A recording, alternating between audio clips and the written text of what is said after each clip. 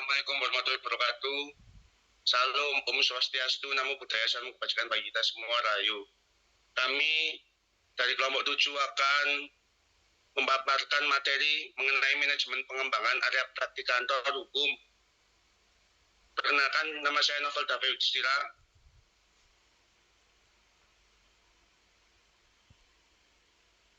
Saya Rio Hermawan. Saya Vivo Reza Hermawan. Saya Dion Putra Setiawan. Saya Oktika Nuril Imamah.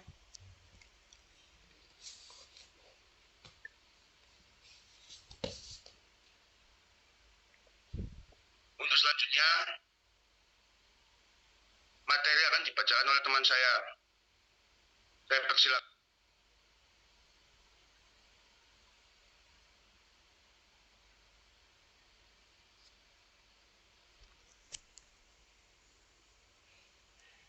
Pendahuluan. Setiap orang yang menggeluti profesi mulai dari titik nol, termasuk juga mereka yang berprofesi sebagai seorang advokat atau lawyer, ada yang memulai dari magang, kemudian lanjut sebagai asisten lawyer, lawyer junior, lawyer senior, hingga menjadi partner. Dalam proses tersebut, bisa saja seorang lawyer tak selalu menapaki karir hingga ke tingkat paling tinggi di kantor yang sama. Dengan sebagai alasan, mereka berpindah dari satu firma ke firma lainnya.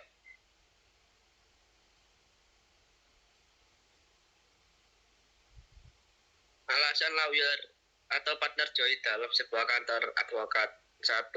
Mengembangkan diri dan mencari experience baru. 2. Untuk memperluas jaringan yang dimiliki. 3. Meningkatkan kesejahteraan.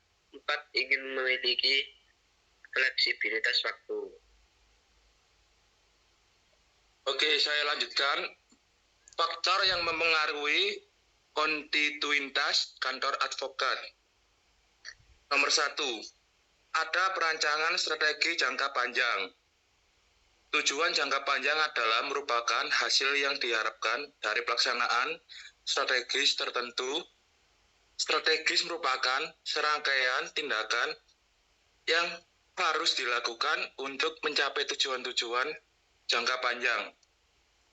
Kerangka waktu untuk tujuan dan strategis harus konsisten. Biasanya 2-5 tahun. Hakikat tujuan jangka panjang haruslah bersifat kuantitatif, terstruktur, realistis, dapat dipahami, menantang, bertahap, dapat diperoleh, dan sejalan dengan unit-unit organisasi. Setiap tujuan harus dikaitkan, dapat diperoleh, dan sejalan dengan unit-unit organisasi. Dengan kerangka waktu, tujuan jangka panjang diperlukan pada tingkat korporat, divisi, dan fungsional. Dalam sebuah organisasi, tujuan tersebut penting sebagai alat untuk kinerja manajerial.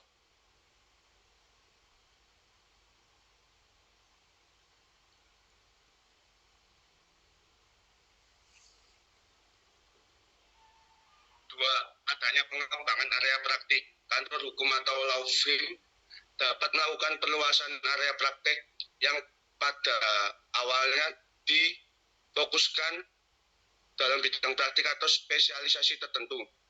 Kemudian terkumpulnya modal dan keuntungan sebuah law firm bisa memperluas kantor dan juga menambah jumlah advokat dengan bidang keahlian yang berbeda. Agar sebuah kantor hukum dapat memperluas area praktek, pengembangan area praktek ini sangat penting dan juga sangat berpengaruh untuk sebuah kantor advokat yang ingin melakukan kontinuitas. Yang ketiga, adanya pengembangan SDM. Manajemen sumber daya ini mempunyai kekhususan dibandingkan dengan manajemen secara umum atau manajemen sumber daya lain. Manajemen sumber daya manusia merupakan suatu pengakuan terhadap pentingnya sumber daya manusia atau tenaga kerja dalam organisasi dan pemanfaatannya dalam berbagai fungsi dan kegiatan untuk mencapai tujuan organisasi. 3. Adanya suksesi firma hukum. Berbicara mengenai suksesi, berarti perusahaan sudah mulai bergerak untuk mengalihkan perusahaannya kepada generasi kedua, ketiga, dan demikian juga seterusnya. Suksesi dilakukan melalui proses yang cukup panjang karena memilih seorang suksesor sangat menentukan keberhasilan dan masa depan perusahaan. Pemilihan suksesor yang tepat akan membuat perusahaan terus bertahan dan eksis walaupun pendiri sudah tidak ikut campur dalam bisnis yang sudah dibangunnya selama bertahun-tahun. Pendiri perusahaan harus dapat memilih seorang suksesor yang terbaik dan yang bisa menjadi penerus bagi perusahaan.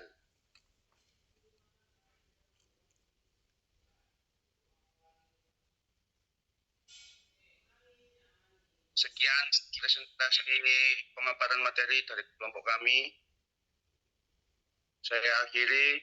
Wassalamualaikum warahmatullahi wabarakatuh. Waalaikumsalam warahmatullahi wabarakatuh. Waalaikumsalam warahmatullahi wabarakatuh.